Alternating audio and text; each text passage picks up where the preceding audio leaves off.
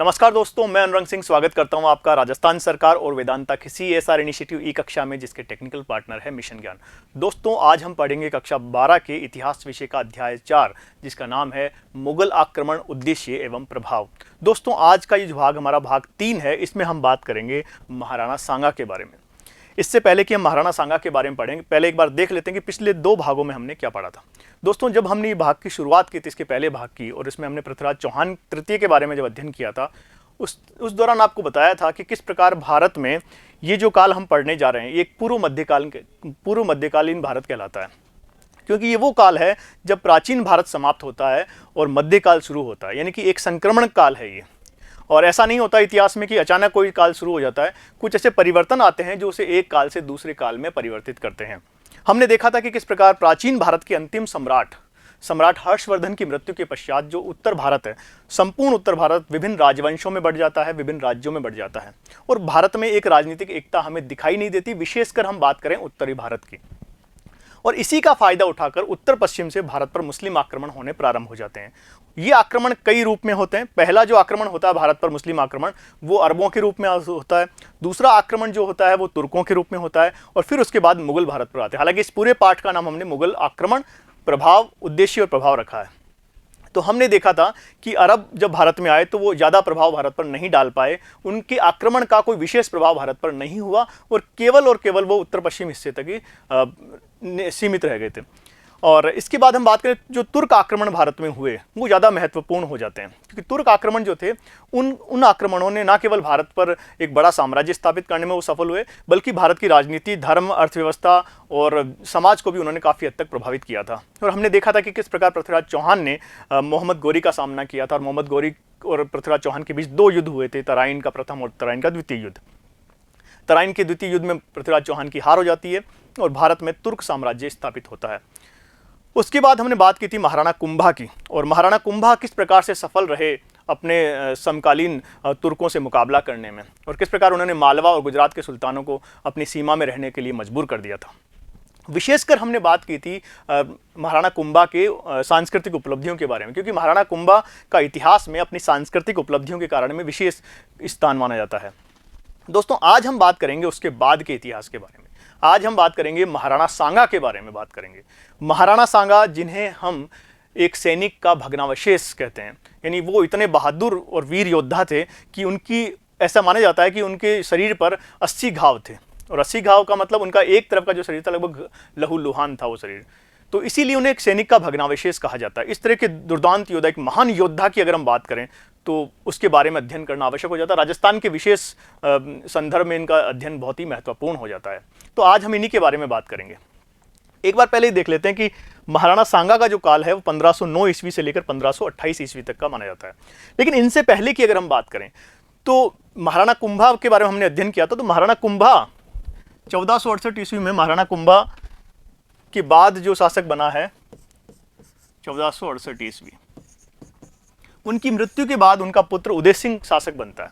और उदय सिंह जो है वो एक तरह से क्रूर शासक था, और उसकी जनता उससे काफ़ी दुखी थी। तो इससे दुखी होकर उनकी जनता ने क्या किया, उदय सिंह जो कुंभा का बड़ा पुत्र था उसको हटाकर रायमल जो कि छोटा पुत्र था कुंभा का, उसको शासक बना दिया। और उसने लगभग 1473 ईस्वी से लेकर 1509 ईस्वी तक उसने शासन किया है। लेकिन ये जो राणा कुंभा के बाद ये 40 वर्ष हम लगभग देखते हैं शासनकाल के, ये मेवाड़ के इतिहास में, राजस्थान के इतिहास में कोई बहुत महत्वपूर्ण काल दिखाई नहीं देते हैं, और कोई बड़ी उपलब्धि इन कालों में हमें देखने को नहीं मिलती है। तो यहाँ देखते हैं कि रायमल जो थे उनकी 11 पत्नियां थी, 13 पुत्र थे और 2 पुत्रियां थी इनके। लेकिन इनके जो 3 पुत्र थे बहुत महत्वपूर्ण, सबसे बड़े जो पुत्र थे वो पृथ्वीराज, जिनको उड़ना पृथ्वीराज के नाम से भी जानते हैं। दूसरे पुत्र थे जेमल, और तीसरे थे संग्राम सिंह, जिनको हम राणा सांगा कहते हैं। ये 3 पुत्र थे। इन तीनों में राणा सांगा, जो संग्राम सिंह जो थे, सबसे छोटे पुत्र थे। इन तीनों के बीच जो उत्तराधिकार का युद्ध होता है उसमें अंततः संग्राम सिंह की विजय होती है। हालांकि दोस्तों ऐसा है कि जब ये तीनों, विशेषकर रायमल के शासनकाल में ही की घटना यह है कि तीनों अपनी जन्मपत्री लेकर एक जोगिन के पास जाते हैं और उससे पूछते हैं कि आखिर जो राज्य है वो किसके भाग्य में होगा। वो जोगिन उनकी जन्मपत्री देखकर ही बताती है कि भाई राज्य जो है वो तो संग्राम सिंह के पक्ष में दिखाई देता है, यानी कि भविष्य में संग्राम सिंह ही राजा बनेंगे। इस बात से नाराज होकर ये जो दोनों भाई होते हैं पृथ्वीराज और जयमल, ये आप संग्राम सिंह पर टूट पड़ते हैं और उन तीनों के बीच में लड़ाई होती है वहाँ पर। और कहते हैं दोस्तों जो संग्राम सिंह इस हाथापाई में, इस तरह का जो लड़ाई हुई थी, इसमें पृथ्वीराज की तलवार से संग्राम सिंह की एक आंख चली गई थी। तो इस वजह से इन दो, लेकिन कैसे न कैसे संग्राम सिंह बच के निकल जाते हैं और वो अजमेर में जाके शरण लेते हैं, अजमेर में चले जाते हैं। और बाकी बाद के जो घटनाक्रम हम दिखाई देते हैं इतिहास में ज़्यादा महत्वपूर्ण नहीं है, लेकिन बाद के घटनाक्रम ऐसा लगता है कि इन दोनों की, पृथ्वीराज और जयमल की मृत्यु हो जाती है और मजबूरन जो रायमल है उन्हें संग्राम सिंह को अपना उत्तराधिकारी घोषित करना पड़ता है। आगे बढ़ते हैं, अब देख लेते हैं कि उत्तराधिकारी बनने के बाद वो उनके सामने क्या क्या कठिनाइयाँ थी और उनका क्या निराकरण किया था। हमने देखा था कि वो जब तीनों भाइयों में आपस में लड़ाई होती है तो संग्राम सिंह यानी राणा सांगा भागकर अजमेर चले जाते हैं और अजमेर में करमचंद की यहाँ पर शरण लेते हैं और उसके यहाँ काफ़ी दिन तक रहते हैं। लेकिन जब उन्हें उत्तराधिकारी घोषित कर दिया जाता है तो वापस मेवाड़ आ जाते हैं और राजगद्दी को संभालते हैं। लेकिन जब राणा सांगा गद्दी पर बैठते हैं तो उस समय भारत की स्थितियाँ क्या थी, उनकी कठिनाइयाँ क्या थी राणा सांगा की, उनकी अगर बात करें तो भारत के उत्तर में, उनके साम्राज्य के मेवाड़ के उत्तर में विशेषकर दिल्ली सल्तनत का शासन था और दिल्ली सल्तनत अपने प्रभाव क्षेत्र को बढ़ाने का प्रयास कर रही थी। वहीं उनके दक्षिण की बात करें तो गुजरात का राज्य था जिनकी दुश्मनी उनके पुरखों से चली आ रही थी। इसके अलावा उनके पूर्व में मालवा था जो भी उनके साम्राज्य को हड़पना चाहता था। इसके अलावा नागौर का मुस्लिम शासक भी था। तो इस प्रकार से तीनों चारों तरफ से उनका जो साम्राज्य था वो विदेशी शत्रुओं से घिरा हुआ था। तो बात करें कि उन्होंने किस प्रकार सांगा ने इन समस्याओं का समाधान किया। सबसे पहले सांगा ने कोशिश की कि जो करमचंद थे अजमेर के, जो उनके संरक्षक भी थे, उनको उन्होंने उत्तरी पूर्वी भागों के साम्राज्य का जो उत्तरी पूर्वी भाग था उन भागों की जागीर प्रदान करके इसे सुरक्षित किया, यानी उन्हें वहां पर तैनात कर दिया उत्तरी पूर्वी भागों पर। इसके बाद दक्षिण और पश्चिमी भाग की बात करें तो वहां उन्होंने बागड़ और सिरोही के शासकों से मित्रता स्थापित की, खासकर मारवाड़ के जो शासक थे उनसे, और मारवाड़ के शासकों के साथ इन्होंने सौहार्दपूर्ण संबंध भी स्थापित किए। तो इस प्रकार से उन्होंने कोशिश की कि चारों तरफ संघ बनाकर या मैत्रीपूर्ण संबंध स्थापित करके किस तरह से अपने साम्राज्य को सुरक्षित किया जाए। तो शुरुआत इस तरह से इन्होंने, इनके निराकरण भी, जो प्रारंभिक कठिनाइयाँ थी उनका इन्होंने निराकरण भी किया। आगे बढ़ते हैं, अब बात करते हैं महाराणा सांगा और मालवा से संघर्ष।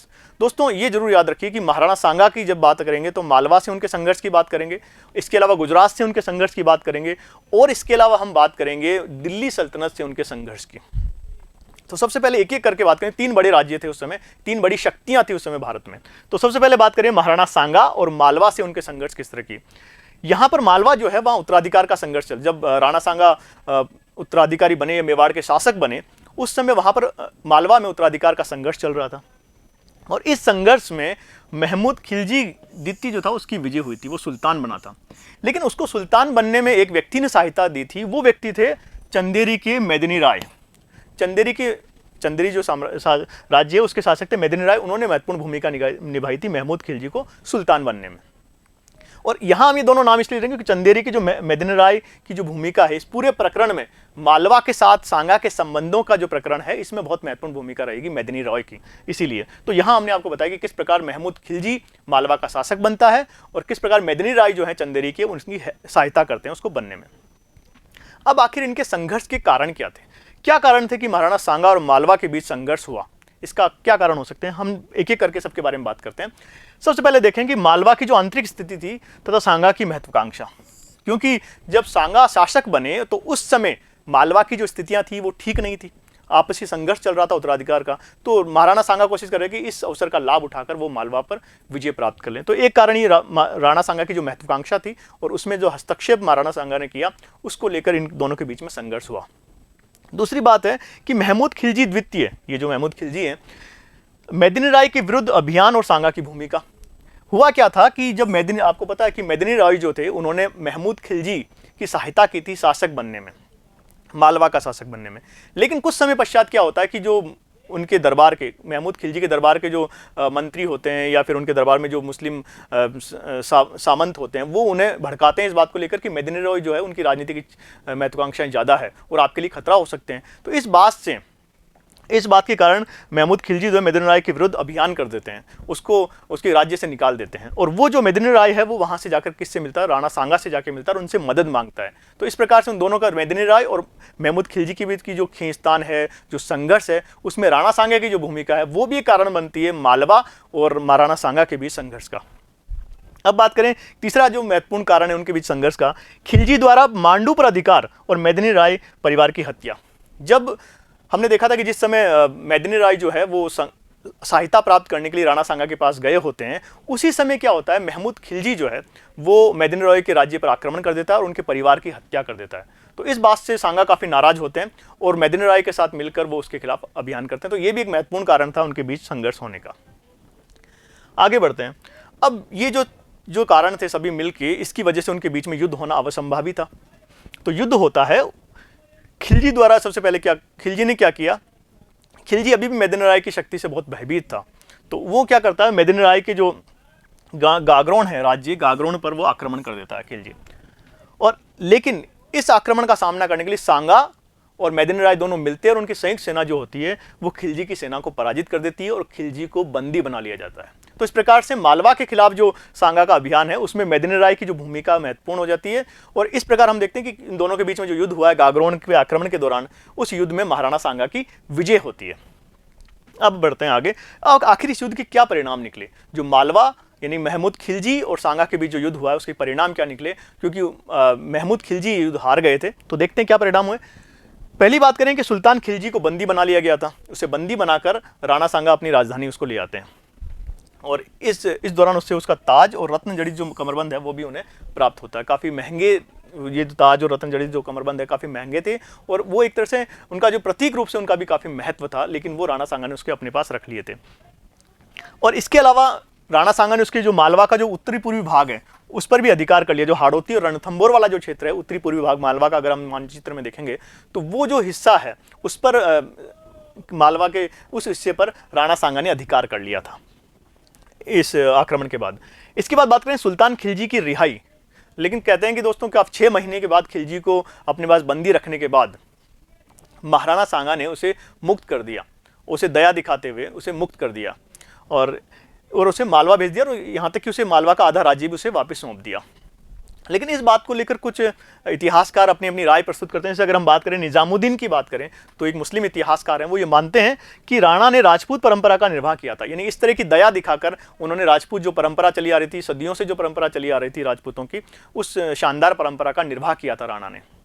वहीं डॉक्टर गोपीनाथ शर्मा जो इतिहासकार हैं वो ये कहते हैं कि इस प्रकार की दया दिखाकर राणा ने ना केवल युद्ध जीता था बल्कि उस खिलजी का मन भी जीत लिया था। तो इस तरह से कुछ इतिहासकारों के बारे में हम देखते हैं कि वो उसकी इस प्रशंसा करते हैं इस काम की जो रिहाई है वो। लेकिन कुछ इतिहासकारों का ये मानना है कि राज्य की दृष्टि से, राज्य के भविष्य की दृष्टि से जो ये जो फैसला था खिलजी का उसे रिहा करने का, खिलजी का क्या, राणा सांगा का जो फैसला था वो ठीक नहीं था, क्योंकि आगे जाके जो ये मालवा का सुल्तान खिलजी है वो गुजरात के शासक के साथ मिल जाता है। लेकिन कई बार हमें ये भी देखने को मिलता है कि अनेक बार जब गुजरात के सुल्तान ने कोशिश की कि मालवा उनके साथ मिले शुरू में, तो मालवा के सुल्तान ने इस बात के लिए मना कर दिया था कि वो उनके साथ इस गठबंधन में शामिल नहीं हो सकता। तो कहीं ना कहीं वो जो दया दिखाई गई थी राणा सांगा के द्वारा उसका एक परिणाम हो सकता है। इसके अलावा हम देखते हैं सुल्तान खिलजी द्वारा मेदिनी राय को आश्रित शासक भी बनाया। इस युद्ध के बाद उन्होंने मेदिनी राय को एक जो शक्तिशाली शासक था उसे अपना आश्रित शासक बना लिया था और एक शक्तिशाली संरक्षक के रूप में उसे मालवा की सीमा पर संगठित कर दिया था, उसे वहां खड़ा कर दिया था। तो इस प्रकार देखते हैं कि इस युद्ध के काफी महत्वपूर्ण परिणाम निकलते हैं और मालवा का जो काफी बड़ा हिस्सा है वो राणा सांगा के अधिकार क्षेत्र में आ जाता है। अब बात करते हैं गुजरात के साथ राणा सांगा के संघर्ष की। महाराणा सांगा तथा गुजरात के संघर्ष की अगर हम बात करें तो तत्कालीन शासक उस समय जो थे गुजरात के वो थे मुजफ्फर शाह द्वितीय। याद रखिए इस दौरान गुजरात के शासक कौन थे, मुजफ्फर शाह द्वितीय इस समय शासक थे, जो कि महमूद बेगड़ा के बाद राजा बने थे, शासक बने थे, सुल्तान बने थे। इनकी जो ईयर है 1511 ईस्वी में। अब राणा सांगा और गुजरात के बीच संघर्ष के क्या कारण थे, याद रखिए दो पक्षों के बीच अगर युद्ध होता है तो कुछ ना कुछ कारण होते हैं, कुछ ना कुछ उसके परिणाम निकलती हैं। हमेशा याद रखें जब भी हम युद्ध पढ़ेंगे तो उनके कारण पढ़ेंगे और उनके परिणाम अवश्य पढ़ेंगे, क्योंकि बिना किसी कारण से दो लोगों के बीच में संघर्ष तो होता नहीं है, और अगर वो संघर्ष होता है तो कुछ परिणाम तो अवश्य निकलते हैं। तो देखते हैं कि कारण क्या है। कारण की बात करें तो पहला कारण है कि गुजरात और मेवाड़ की परंपरागत शत्रु था। इस बात को आप अच्छी तरह से जानते हैं, हम पिछले भाग में हमने पढ़ा था कि किस प्रकार राणा कुंभा के जो पिताजी हैं मोकल, वो गुजरात अभियान करने जा रहे होते हैं और गुजरात अभियान के दौरान ही उनकी मृत्यु भी हो जाती है। तो गुजरात के साथ जो एक मेवाड़ की परंपरा का शत्रुता थी वो भी एक बड़ा कारण है, दोनों के बीच संघर्ष का प्रमुख कारण है। और हमेशा ही दोनों राज्य एक दूसरे के राज्य को हड़पना जीतना चाहते थे। तो उनकी जो परंपरागत शत्रुता है वो भी एक महत्वपूर्ण कारण है। दूसरा कारण देखें तो सांगा द्वारा गुजरात के पड़ोसी राज्यों से गठबंधन, हमने शुरू में देखा था कि राणा सांगा जैसे ही शासक बने थे तो उन्होंने जो गुजरात के पड़ोसी राज्य थे, खासकर मारवाड़ की बात करें, और तो उन राज्यों के साथ उन्होंने गठबंधन, मैत्रीपूर्ण गठबंधन बनाना शुरू कर दिया था। इससे गुजरात का शासक काफी नाराज था उनसे, तो इस बात को लेकर भी दोनों में संघर्ष शुरू हो गया था। इसके अलावा गुजरात द्वारा मालवा को सांगा के विरुद्ध सहायता देना मेदिनी राय पर आक्रमण करते समय, और जब मालवा के शासक ने मेदिनी राय के खिलाफ अभियान किया था तो उस समय गुजरात के शासक ने उसकी सहायता की थी। तो इस तरह से एक तरह से वो क्या थी, सांगा के विरुद्ध सहायता थी, क्योंकि मेदिनी राय और सांगा दोनों मिलकर लड़ रहे थे। इसलिए एक तरह से सांगा ने कहा कि भाई ये जो अभियान है आपने मेरे खिलाफ किया है, तो इस तरह से वो सांगा के विरुद्ध सहायता मालवा की थी। इस वजह से भी दोनों के बीच संघर्ष का एक कारण माना जाता है। इसके अलावा बात करें कि मुस्लिम राज्य जो नागौर में सांगा का प्रभाव था, सांगा ने शासक बनने के पश्चात बनने के बाद नागौर को विजित कर लिया था, तो ये भी एक महत्वपूर्ण कारण था। और ये गुजरात का सुल्तान मानता था कि मुस्लिम राज्य को हराया तो एक तरह से वो उस पर अपना अधिकार मानते थे और इस बात का वो बदला लेना चाहते थे, तो ये भी एक महत्वपूर्ण कारण था। लेकिन तत्कालीन कारण की बात करें कि आखिर क्या वास्तव में वो क्या चिंगारी थी जो फूटी और उसके कारण से वो दोनों के बीच में युद्ध हुआ है, तो तत्कालीन जो कारण है वो याद रखिएगा, वो है ईडर के उत्तराधिकारी संघर्ष। ईडर के उत्तराधिकार का प्रश्न, अक्सर ये लिखा हुआ किताब के अंदर, तो ईडर के उत्तराधिकार का जो प्रश्न है दोनों के बीच संघर्ष का प्रमुख कारण था, क्योंकि ईडर के उत्तराधिकार का जो संघर्ष चल रहा था उसमें राणा सांगा और गुजरात के सुल्तान दोनों की रुचि थी उसमें, और दोनों ने ही उसमें हस्तक्षेप किया। इसी कारण से दोनों में आपसी संघर्ष शुरू हुआ।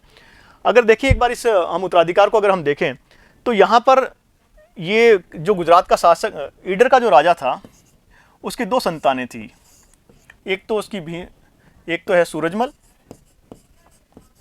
और दूसरा है भीम। ये दो संतानें थी किसकी, जो ईडर का राजा था उसकी मृत्यु के बाद जो बड़े पुत्र थे सूरजमल वो शासक बन जाते हैं। ध्यान से समझिए इस चीज को, जो ईडर के शासक हैं उनकी दो संतानें सूरजमल और भीम, और इनके जो बड़े पुत्र हैं सूरजमल हैं और छोटे पुत्र हैं भीम। लेकिन बड़े पुत्र जैसे सूरजमल कुछ समय तक शासन करते हैं, उनकी मृत्यु हो जाती है, और उनके जो पुत्र हैं वो कौन है, रायमल, और इनके पुत्र कौन है भीम के, वो है भारमल। ये भारमल जो है इनके पुत्र भीम के, रायमल। तो होता क्या, सूरजमल की मृत्यु हो जाती है और सूरजमल के जो पुत्र होते हैं रायमल उस समय अल्पवयस्क होते हैं, तो इसी वजह से उनके छोटे भाई भीम को उत्तराधिकारी बना दिया जाता है। लेकिन कुछ समय बाद भीम की मृत्यु भी हो जाती है, तो इसके बाद उत्तराधिकार को लेकर इनमें आपस में संघर्ष शुरू हो जाता है। रायमल और भारमल में राज्य को लेकर कि भाई कौन राजा बने, इस बात को लेकर संघर्ष शुरू हो जाता है। और इस संघर्ष में रुचि कौन लेते हैं, दोनों ही, गुजरात का शासक और राणा सांगा। यहां पर जो राणा सांगा है वो रायमल का पक्ष लेते हैं, और जबकि सुल्तान जो है वो भारमल का पक्ष लेते हैं।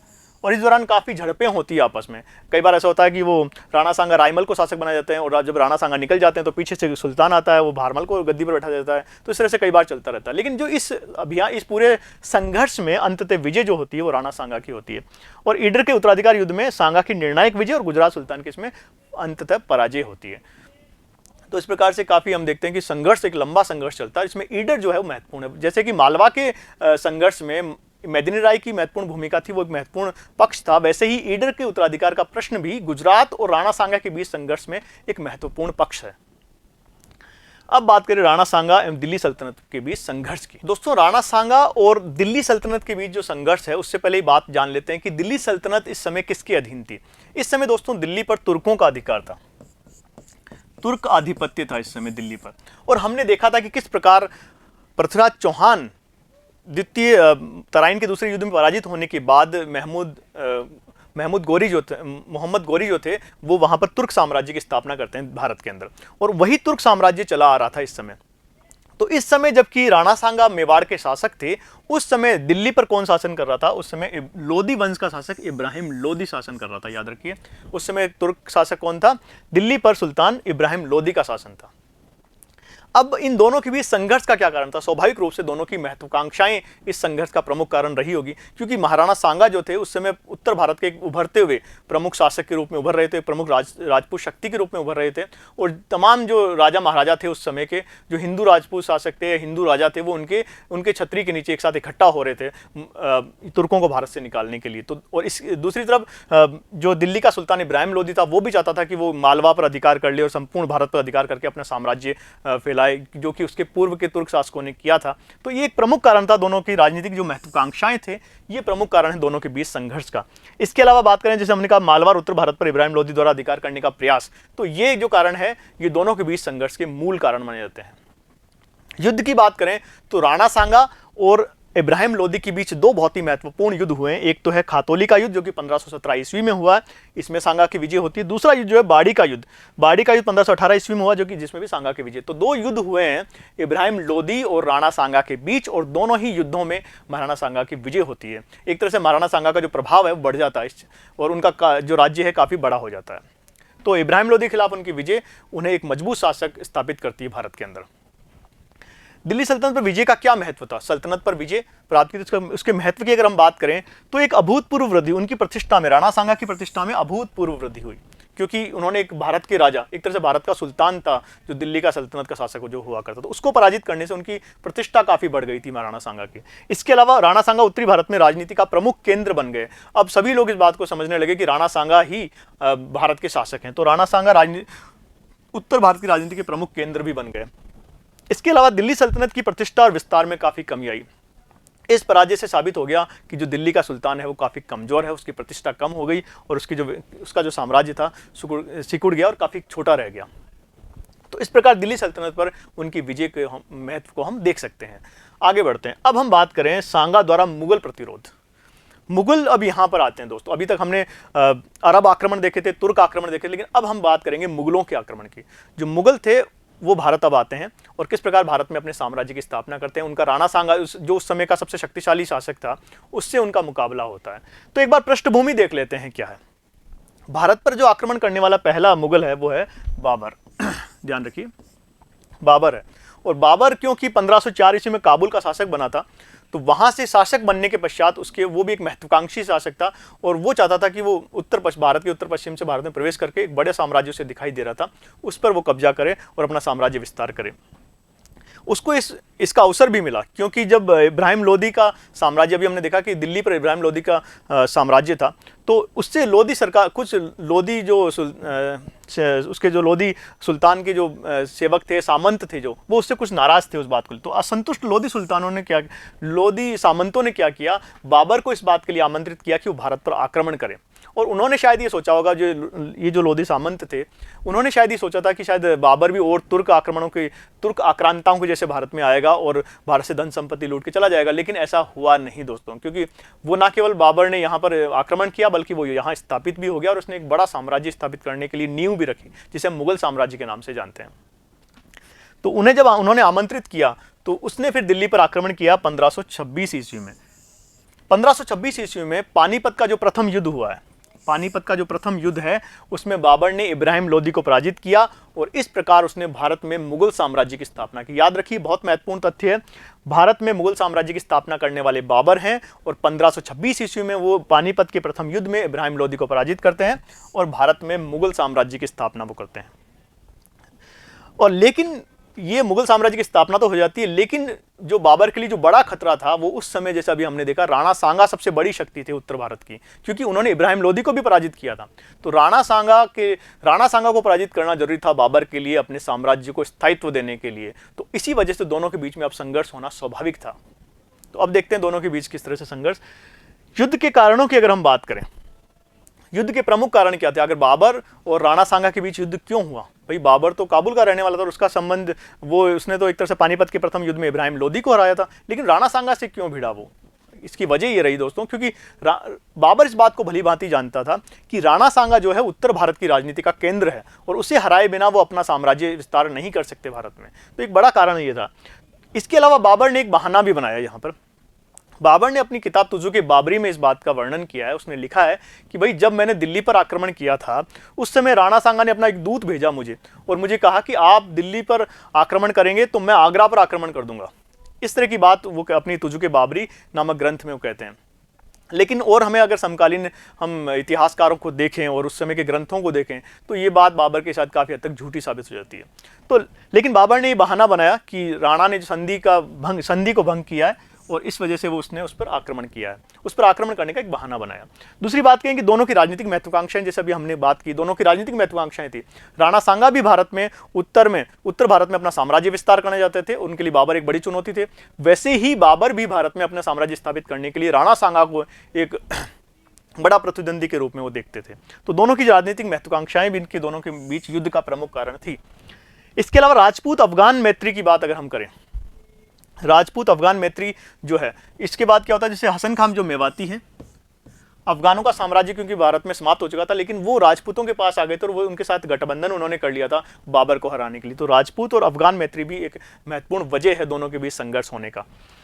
इसके अलावा बयाना दुर्ग का जो महत्व था, बयाना जो है राजस्थान का प्रवेश द्वार कहलाता है, तो बयाना जो दुर्ग है उस पर अधिकार करने को लेकर भी दोनों के बीच में काफी खींचतान थी। और ये कारण महत्वपूर्ण कारण बना, क्योंकि उत्तर भारत पर अगर अधिकार करना है, तो राजस्थान पर अगर अधिकार करना था तो बयाना पर अधिकार करना जरूरी था। और हम देखते हैं कि जो पहला ही युद्ध है दोनों के बीच में, बयाना में युद्ध होता है दोनों का। इसके अलावा राणा सांगा के सल्तनत के क्षेत्रों पर अधिकार, राणा सांगा ने सल्तनत पर काफी क्षेत्रों, बड़े क्षेत्र पर अधिकार कर लिया था। और एक तरह से बाबर ये मानता था कि उसका अधिकार है, क्योंकि उसने दिल्ली सल्तनत को पराजित किया है, तो उन क्षेत्रों पर उसका अधिकार है। तो ये प्रमुख कारण है दोनों के बीच युद्ध होने के। अब देखते हैं कि पहला जो युद्ध होता है दोनों के बीच में, वो है बयाना का युद्ध। बयाना भरतपुर में, आप सभी जानते हैं, बयाना का युद्ध होता है। तो ये जो बयाना का युद्ध है, इसमें राणा सांगा की विजय होती है। दोनों के बीच युद्ध होता है, लेकिन इसमें राणा सांगा की विजय होती है। और ये जो विजय थी, ये सबसे महान विजय कहलाती है और गौरवशाली विजय कहलाती है राणा सांगा की, क्योंकि वो मुगल साम्राज्य के संस्थापक बाबर को पराजित करते हैं। तो ये सबसे महान और गौरवशाली विजय कहलाती है राणा सांगा की। ये जो युद्ध हुआ है फरवरी 1527 ईस्वी में हुआ है, और सांगा द्वारा बयाना पर आक्रमण किया जाता है। और इस समय जो बयाना पर मुस्लिम सेनापति बाबर का जो दुर्ग रक्षक था, उसका नाम था मेहंदी ख्वाजा। मेहंदी ख्वाजा दुर्ग रक्षक था उस समय बाबर का, तो उसे वो पराजित करते हैं और बयाना पर अधिकार कर लेते हैं, और सांगा की इस तरह से विजय होती है। तो पहली विजय है ये सांगा, पहला युद्ध है ये महाराणा सांगा और बाबर के बीच, जो कि महाराणा सांगा जीत जाते हैं। अब बात करें खानवा युद्ध की। बहुत ही महत्वपूर्ण युद्ध है भारतीय राजनीति में। भारतीय राजनीति का इतिहास या भारत के इतिहास की अगर हम बात करें, तो कई युद्ध जो बहुत महत्वपूर्ण है, जैसे पानीपत का, तराइन का जब हमने दूसरा युद्ध देखा था वैसा, और वैसे ही ये जो पानीपत का पहला युद्ध भी हमने देखा था। इसके अलावा खानवा का युद्ध भी बहुत महत्वपूर्ण है भारत के इतिहास में, क्योंकि इसके बाद मुगल साम्राज्य जो है वो स्थायी रूप से भारत में स्थापित हो जाता है, उसकी जड़ें मजबूत हो जाती है। खानवा का युद्ध जो है वो 17 मार्च 1527 ईस्वी को हुआ, याद रखना आपको, 1527 ईस्वी में ये युद्ध हुआ है। युद्ध के पूर्व, अब जब बयाना का युद्ध हो चुका है और बाबर की सेना वहां से पराजित हो चुकी है, तो जब बाबर आगे बढ़ रहा है महाराणा सांगा के विरुद्ध, तो इस बयाना युद्ध की जो जीत थी उससे बहुत भयभीत थी बाबर की सेना, और एक निराशापूर्ण माहौल था, क्योंकि वो राजपूतों के शौर्य को परिचित हो चुके थे, उनसे, उनके योद्धा प्रवृत्ति से परिचित हो चुके थे वो। तो एक तरह से वो क्या, युद्ध में एक निराशापूर्ण माहौल पैदा हो गया था पूरी सेना के अंदर, क्योंकि वो पराजित हो चुके थे, उनका आत्मविश्वास काफी नीचे चला गया था।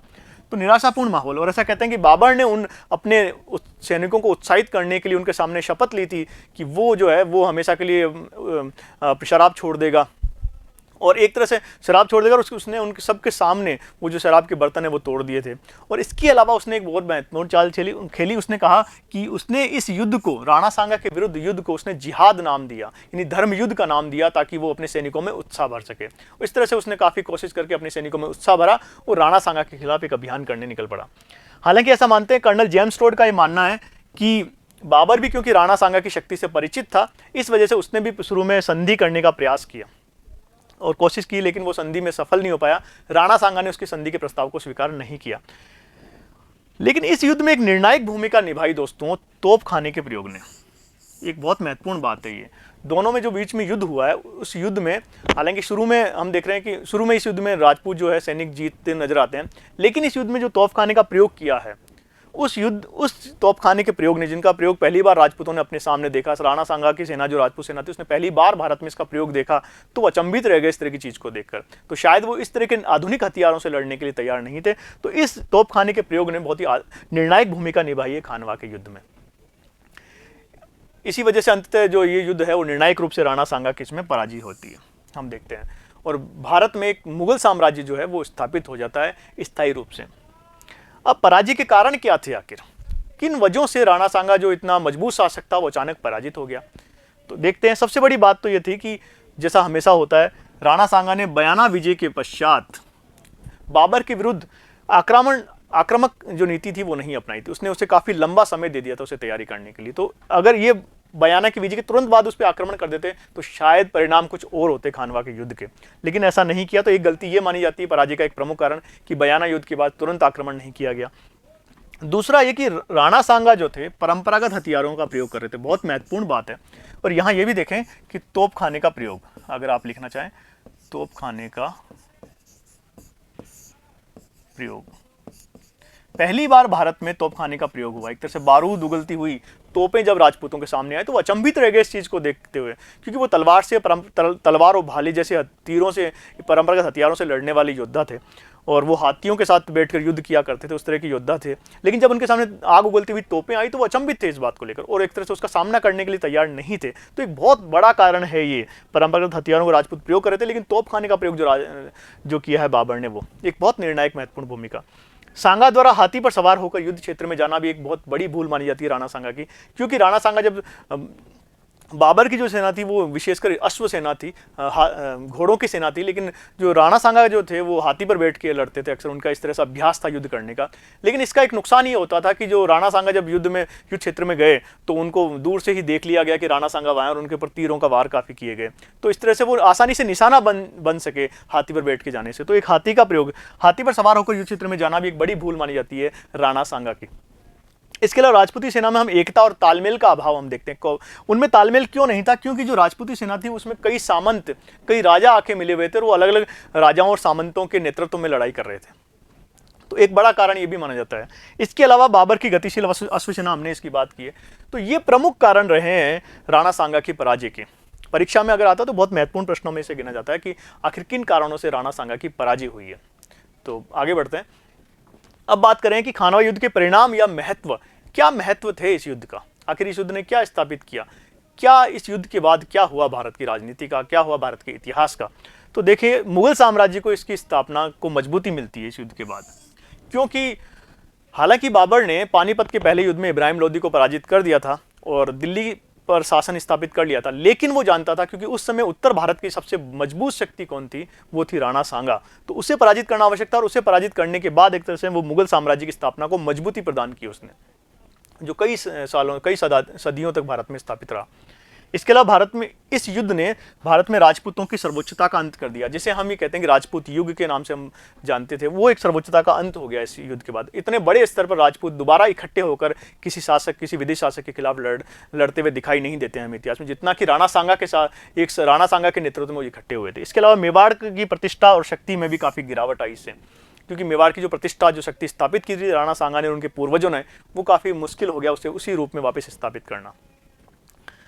अब बात करें राणा सांगा के मूल्यांकन की कि आखिर वो किस प्रकार के शासक थे। हमने इनके बारे में सब कुछ युद्धों की बात की है हमने, विशेषकर एक योद्धा थे, सैनिक का भग्नावशेष इनको कहा जाता है। तो इन्होंने बहुत सारे युद्ध जीते हैं, केवल ये जो अंतिम युद्ध वो हार रहे हैं। तो इस युद्ध की बात हम करें तो इसके आधार पर इनका मूल्यांकन अगर हम करें तो वो वीर और उदार शासक माने जाते हैं। एक वीर शासक थे और उदार शासक थे। ऐसा माना जाता है कि जब उन्होंने मालवा पर विजय प्राप्त की तो उसके अपने चाकर को उन्होंने क्या किया, अपना पूरा राज्य एक दिन के लिए सौंप दिया था। तो एक तरह से वीर और उदार शासक वो थे। इसके अलावा एक सैनिक के भग्नावशेष कहा जाता है उनकी वीरता के कारण, कहते हैं उनके शरीर पर 80 घाव हुआ करते थे, तो एक तरह से वो एक सैनिक के भग्नावशेष कहलाते हैं, उनकी वीरता का सूचक है ये जो उपमा उन्हें दी गई है। इसके अलावा अपने समय का सबसे बड़ा हिंदू शासक भी थे वो, अपने समय के सबसे बड़े हिंदू शासक माने जाते हैं, जिनके छत्रछाया में, जिनके झंडे के नीचे संपूर्ण भारत के जो राजा थे उस समय उत्तर भारत के एकत्रित हुए थे बाबर के खिलाफ। अंतिम शासक जिसने राजपूत एकता स्थापित करने का प्रयास किया था, ये भी हम देख लेते हैं। इसके अलावा धर्म और राजनीति का ज्ञाता भी वो थे। जैसे इतिहास में चित्तौड़ का संपूर्ण राज्य देना, ये हरिदास को भी हमने बात की, हरिदास को चित्तौड़ का संपूर्ण राज्य देना भी एक तरह से उनकी धर्म और राजनीति की दिखाता है। लेकिन उनमें क्योंकि कूटनीतिक और राजनीतिक समझ का अभाव था, इसी वजह से शायद वो कहीं अपने युद्धों में, जो बाबर के खिलाफ जो उनका युद्ध था उसमें असफल रहे थे। तो इस तरह से अगर मोटे तौर पर देखें तो राणा सांगा एक महान वीर पुरुष के रूप में हमारे सामने आते हैं और एक बड़े योद्धा के रूप में हमारे सामने आते हैं, जिन्होंने पहली बार भारत में इस तरह से हिंदू राजाओं को एक किया था, विशेषकर राजपूत राजाओं को एक किया था। तो दोस्तों, इस प्रकार आज हमने महाराणा सांगा के बारे में विस्तार से अध्ययन किया है, उनकी हर टॉपिक पर हमने जानकारी प्राप्त की है। और अब आने वाले पाठों में हम बात करेंगे मेवाड़ के ही कुछ और शासकों के बारे में, और बहुत ही मज़ेदार कहानियाँ और किस्से लेकर आपके सामने मैं फिर प्रस्तुत होऊंगा। तब तक के लिए धन्यवाद।